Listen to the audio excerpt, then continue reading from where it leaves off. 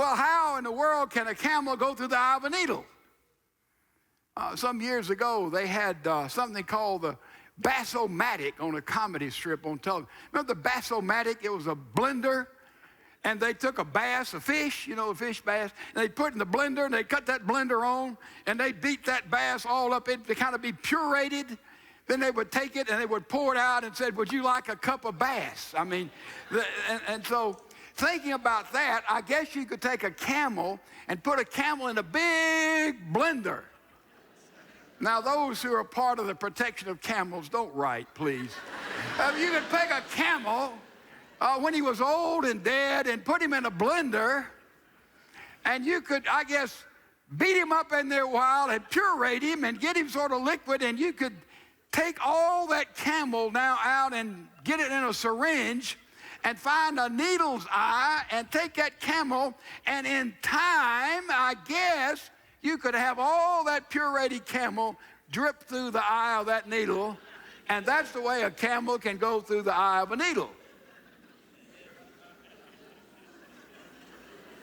I don't know any other way to do it. What was Jesus saying? Let me tell you what he's saying. He was saying a shocking, wow statement. He was saying simply, it's easier for a camel to go through the eye of a needle than it is for a rich man to get to heaven. He was saying a rich man cannot get to heaven. That's what he was saying. You can't soften that.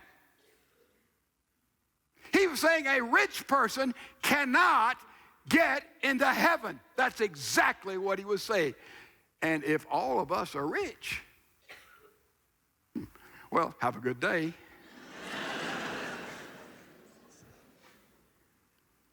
What is going on?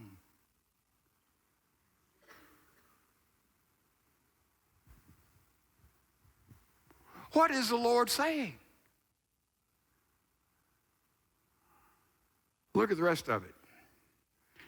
And they were more astonished and said to him, then who can be saved? That's the question now, isn't it? Man, it looks like nobody can. If this rich guy can't, with all of his entrees, all of his money, all of his pedigree, and every contact he has and everything, if he can't be saved, and then it's as tough to be saved if you're rich as a camel going through an eye of a needle, the disciples are stunned. They said, well, it looks like nobody's going to heaven. And look at this verse 27.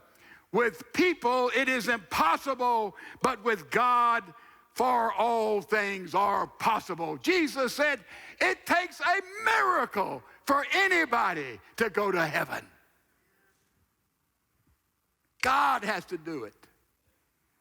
We have the idea we get to heaven by, oh, these are all the things I don't do, and these are all the things that I do. Surely I'm going to heaven. Jesus said, nonsense. You'll never get there like that.